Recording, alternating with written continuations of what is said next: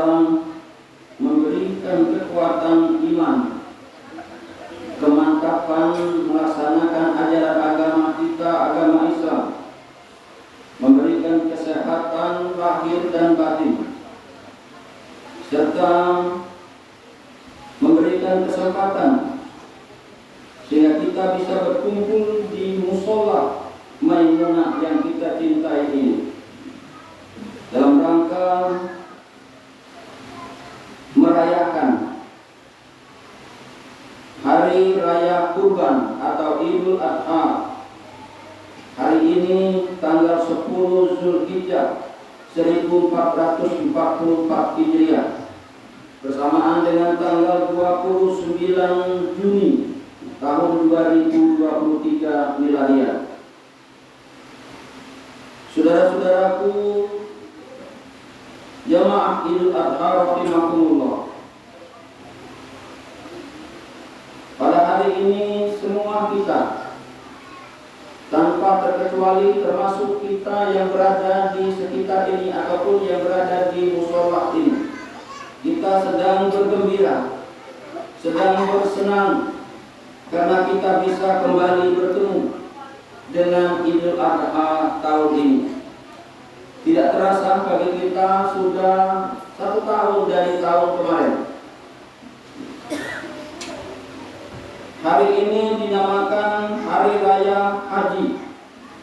Sering orang menyebutnya Hari Raya Haji, karena pada masa ini, pada saat ini, barusan kemarin saudara-saudara kita melaksanakan wukuf di Arafah, di kota Mekah itu, yang jumlahnya tahun ini lebih dari 2,1 juta umat Islam seluruh dunia berkumpul di sana.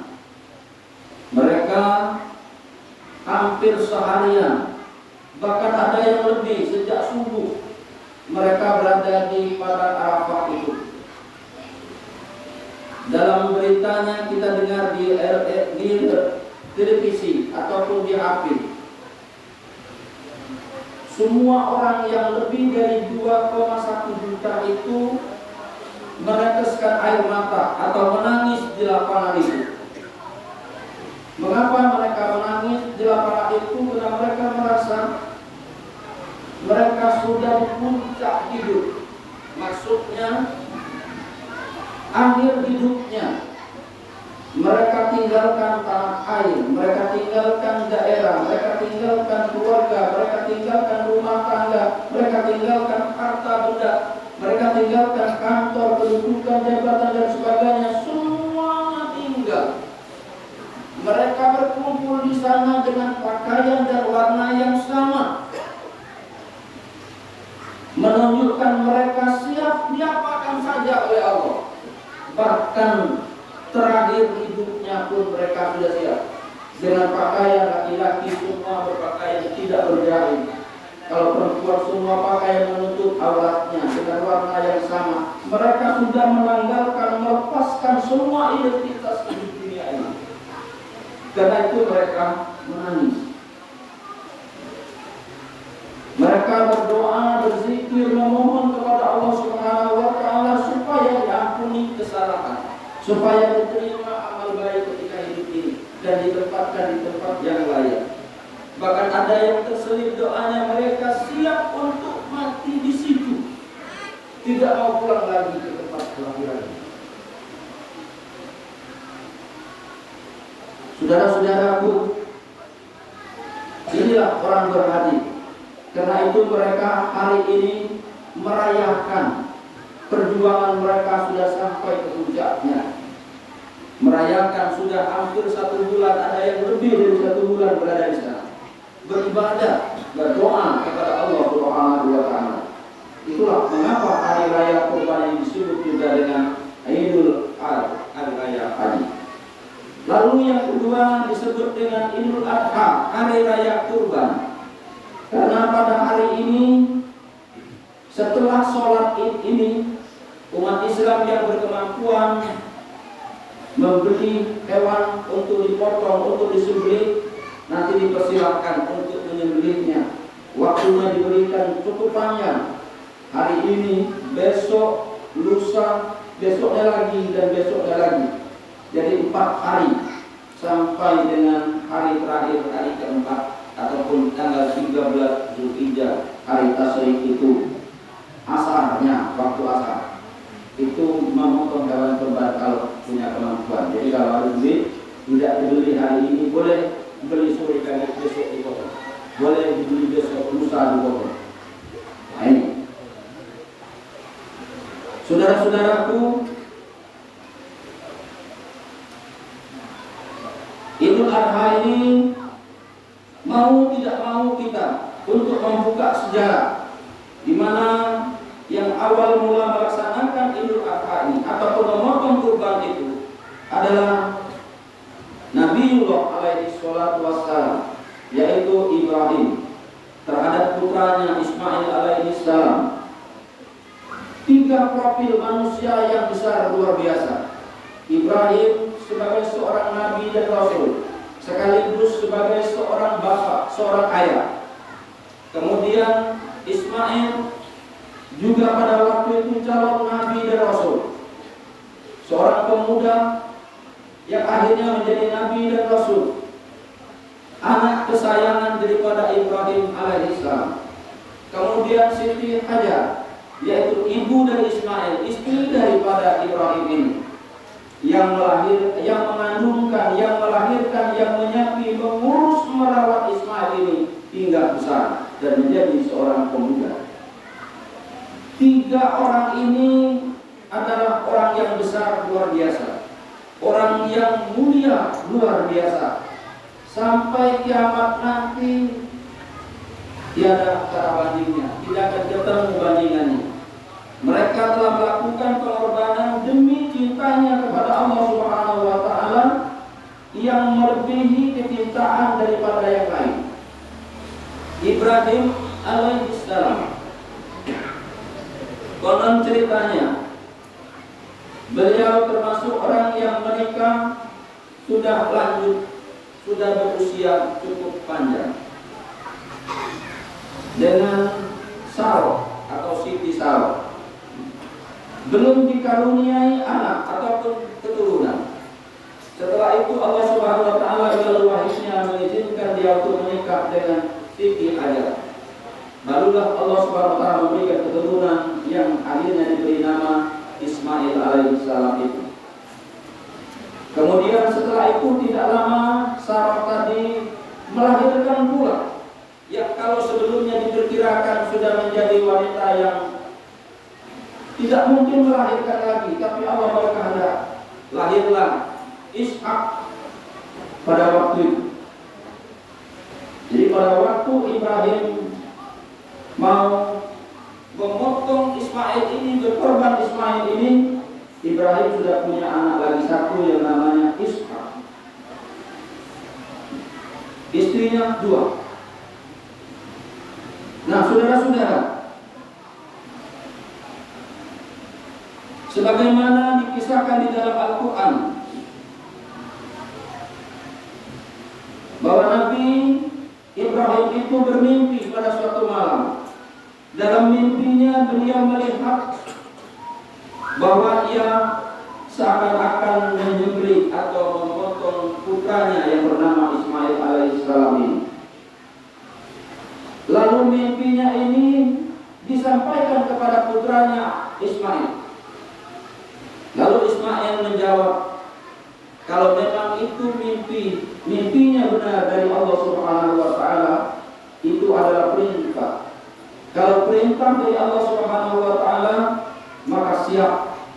Ya, saya siap untuk menjalani ataupun menerima. Disampaikan pula kepada Siti Hajar, seorang ibu yang sangat cinta dan sayang kepada anaknya.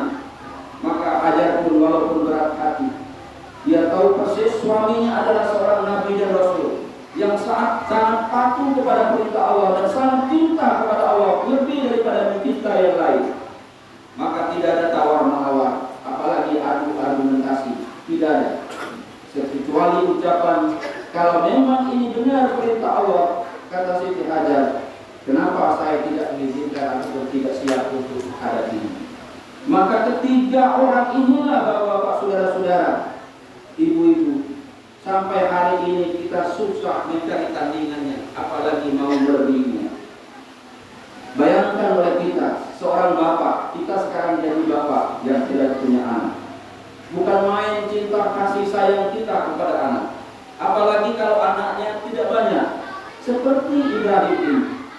Dan dia tahu bahwa Ismail ini kelak akan menjadi penerusnya seorang nabi dan rasul pula. Pasti sangat sayang. Bagaimana kita menyayangi anak kita sampai dia remaja pun kalau tidak kelihatan oleh mata kita, selalu kita cari, kita tanyakan. Apalagi di malam hari kita cari, kita tanyakan, kita suruh dia tidur di dekat kita di kamar, jangan keluar, jangan kemana-mana. Begitu sayang dengan anak. Tapi Ibrahim dapat mimpi. Mimpi bagi seorang nabi dan rasul adalah wahyu, bukan mimpi kita. Kalau mimpi kita banyak, karena sudah disebut-sebut siangnya, maka malamnya meninggal jadi mimpi, maka itu sulit dibenarkan. Tapi kalau mimpi nabi dan rasul adalah wahyu, maka beliau tidak ada tawar-menawar dengan Allah Subhanahu wa taala. Dia yakin betul Allah itu adalah segala-galanya. Di dalam surat Ar-Rum ayat 40,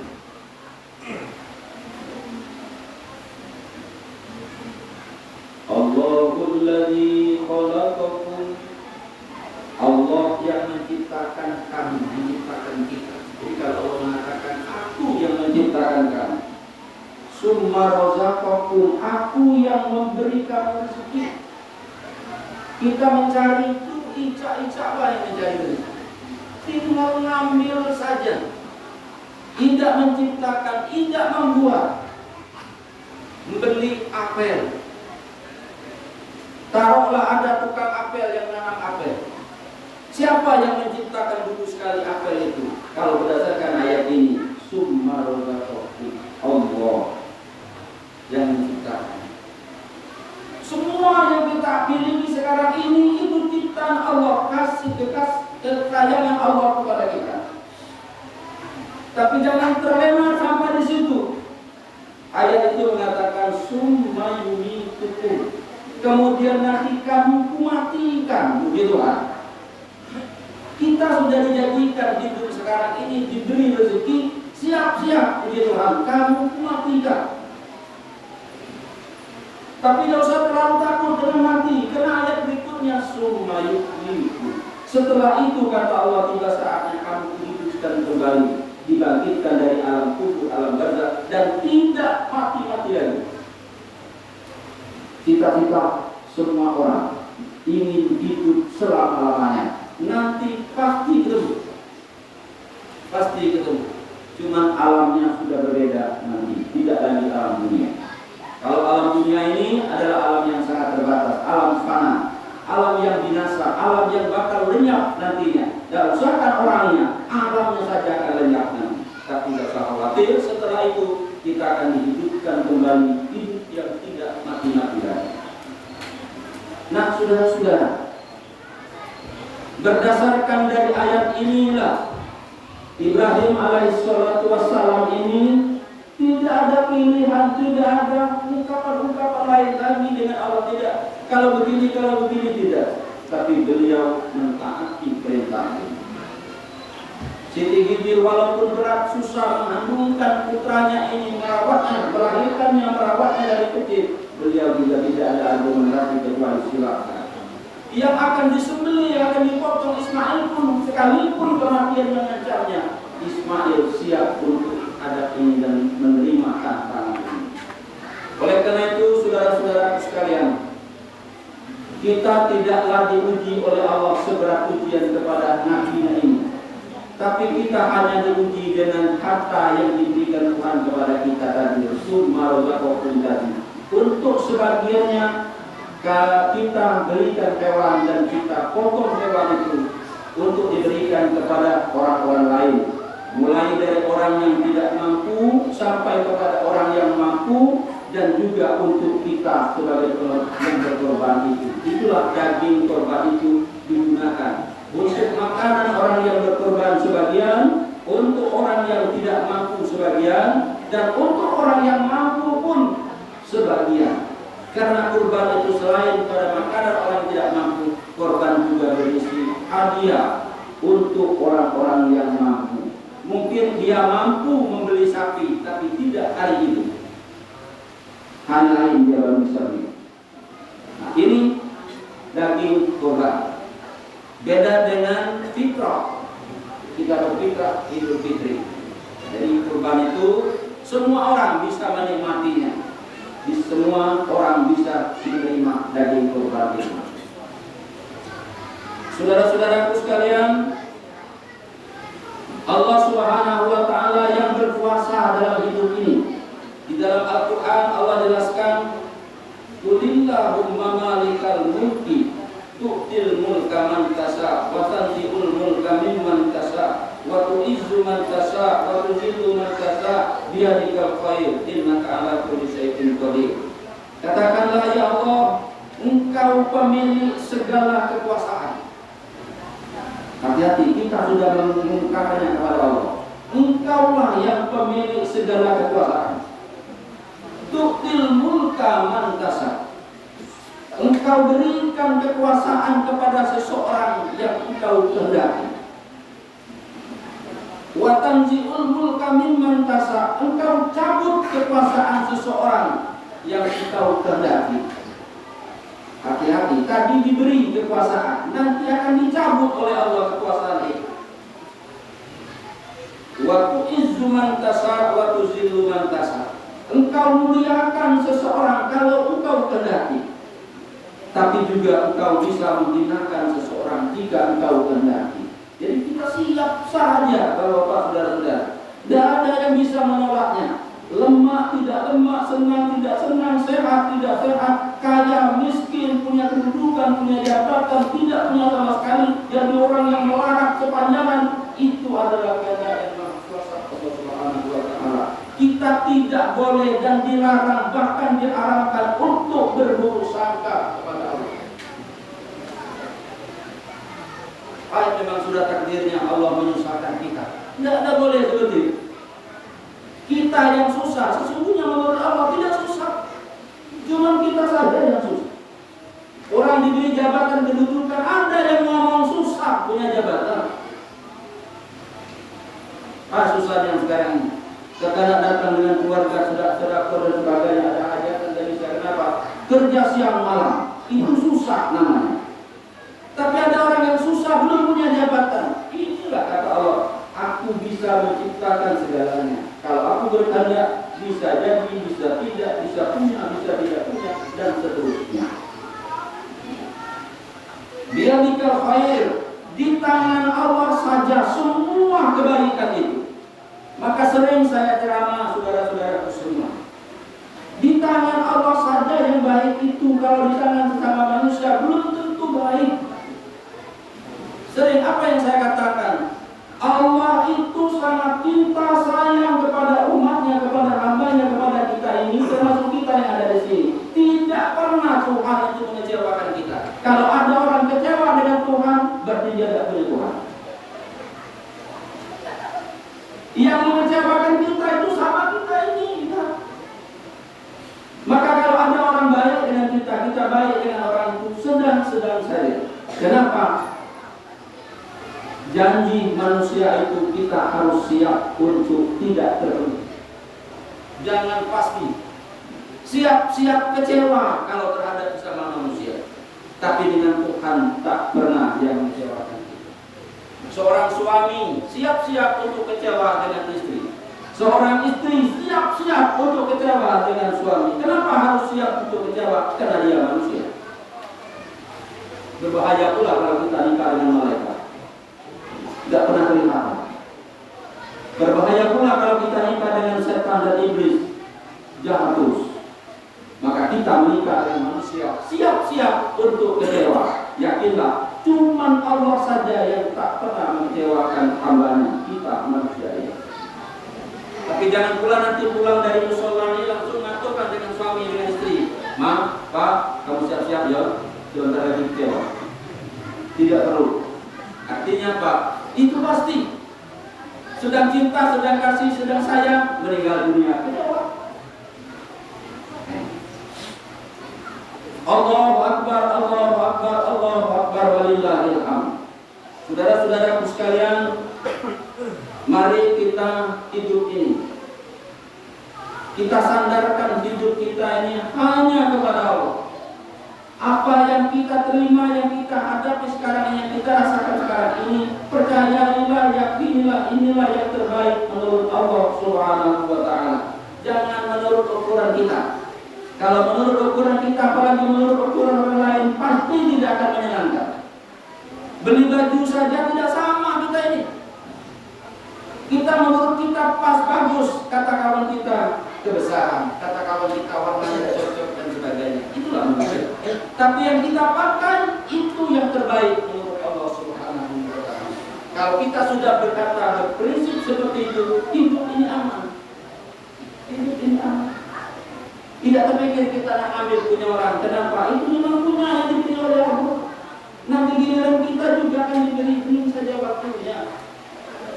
Bagaimana kalau kita sampai meninggal belum menerima pemberian itu? Nanti diterima di akhirat nanti. Karena hidup yang kekal itu cuma di akhirat. Di dunia ini sangat sebentar. Yang belum punya kesempatan mereka di dunia, dosa berkecil hati, nanti di akhirat disiapkan oleh Allah. Ini. Jangan menyalahkan Allah. Apalagi mau menuduh gara-gara Quran ini saya susah seperti ini. Ini darul. Kita harus berbaik sangka. Hari ini belum senang, besok kita akan senang. Besoknya lagi belum senang, mungkin sudah hidup di alam yang lain kita baru senang. Kenapa tidak? Karena hidup yang senang, yang tidak senang, yang abadi itu nanti di alam akhirat. Kalau di dunia ini cuma sebentar. Bahasa kami tegal balik. 18 itu tegal genangan. Allahu Akbar, Allahu Akbar, Allahu Akbar, walillahil hamd. Demikian saja saudara-saudaraku. Mudah-mudahan kita merayakan Idul Adha kali ini dapat merayakannya sekalipun dengan penuh kesederhanaan. Kita bisa laksanakan dengan kehikmatan dan kenikmatan. Hari ini kami lihat tadi ketika datang sudah ada sapi, sudah ada kambing, hewan yang akan dikorbankan, yang akan dipotong, akan disembelih. Itu adalah milik kita yang berada di kampung ini, di daerah kita ini, dan akan dibagikan, akan diberikan, dinikmati oleh kita semua yang ada di sini, di daerah kita ini. Oleh karena itu saya sampaikan, jumlahnya bisa dihitung. Kamu nak dibagi satu-satu, tidak kebagian. Maka nanti akan dipotong, akan dipreteli dagingnya, akan diwadahi, dibagikan. Itu pun rasa-rasanya kalau adilnya tidak akan terbagi semua. Pasti nanti ada yang tidak kebagian. Maka bagi yang dapatnya agak banyak, maksud saya dapat sekantong. Masing-masing nanti dapat sekantong. Kalaupun kantongnya kecil, datang ke rumah yang makannya DWA, ya tidak banyak. Kasihlah kawan sebelahnya yang tidak kebagian tadi. Nah, kan tidak usah nak tahu lagi yang tukang kambing sapi itu. Pak, boleh nggak aku ngasih si A? Terus lagi. Kalau kita dapat sekantong, tapi makannya di rumah cuma itu dewek, tapi kan banyak. Kasihlah separuh kepada kawan sebelahnya yang tidak kebagian. Apalagi kambing, ada yang tidak bisa makan kambing. Nah, yang tidak bisa makan kambing, kasihlah dengan yang bisa makan kambing. Dapat pahala nanti. Daging sudah diterima, pahala dapat. Sama saja dengan makan kambing itu. Ketimbang sudah makan kambing masuk rumah sakit, kasih saja dengan temannya yang tidak kebagian. Itu caranya supaya kita terbagi semua. Tapi kalau nak bagi rakyatnya, nak ditimbang 1,5 kilo sewa, yakinlah ada kebagian. Karena jumlah yang dipotong nanti setelah ditimbang tidak cukup jumlah sejumlah kita ini. Yang di dalam ini saja banyak. Apalagi kalau seluruh dibagi, kita akan diratakan dibagi. Oleh karena itu saya melalui khotib ini saya mohon maaf. Kalau nanti dalam pelaksanaan ada yang tidak kebagian, jangan berkecil hati. Itu namanya sudah saya sampaikan sebelumnya. Namanya janji manusia, kebagian manusia, siap-siap kecewa. Tidak semuanya kebagian. Nanti kalau kebagian semua, nanti dengan Allah tidak pernah mengecewakan kita. Nah ini nanti supaya kita jangan, apalagi nanti sampai bermusuhan. Gara-gara tidak kebagi daging kurban, tahun depan tidak sholat Idul Adha lagi. Dan tinggal yang dapat daging juga.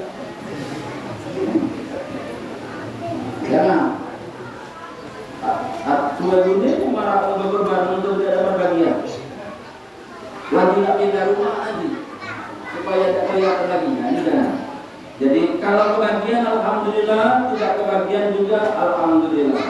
Caranya sudah saya sampaikan tadi, yang kebagian banyak kasih yang tidak kebagian, atau yang tidak kebagian tanya kawan rumah sebelahnya. Kamu dapat apa tadi? Dapat?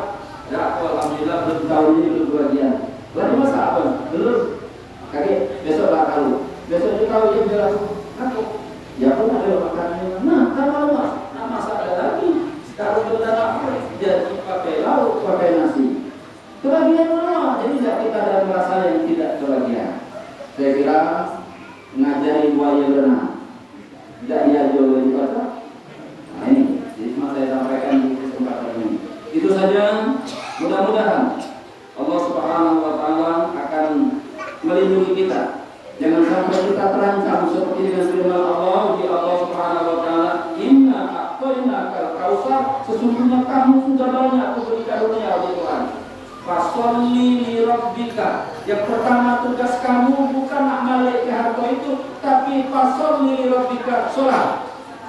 Karena aku wanhar, nanti kapan lebaran itu Adha, potong hewan kurban. Cuma itu permintaan Allah Subhanahu Wa Taala. Dia beri karunia dengan kita, suruhnya sembahyang, suruhnya berkorban kalau itu Adha. Kita tiap hari, yang tiap hari cuma sholat. Nah ini saudara-saudara. Jadi kalau kita merasa sudah diberi oleh Allah kehidupan ini, sholat. Jangan sampai tidak sholat. Ayatnya sudah saya baca tadi. Inna a'tainakal kautsar fasholli li rabbika. Sholatlah karena aku itu Tuhan. Wanhar, kalau mampu nanti Idul Adha potong hewan kurban. Allahu Akbar, Allahu Akbar, Allahu Akbar. Mudah-mudahan Allah Subhanahu Wa Taala akan memberikan bimbingan dan petunjuknya kepada kita semua. Amin ya rabbal alamin. Barakallahu li wa lakum bil Qur'anil azim wa nafa'ani wa iyyakum bima fihi min ayati wa dzikril hakim wa taqabbal minni wa minkum tilawatan wa sami'u alim. Aku qouli hadza wa taqabbalallahu minni wa lakum.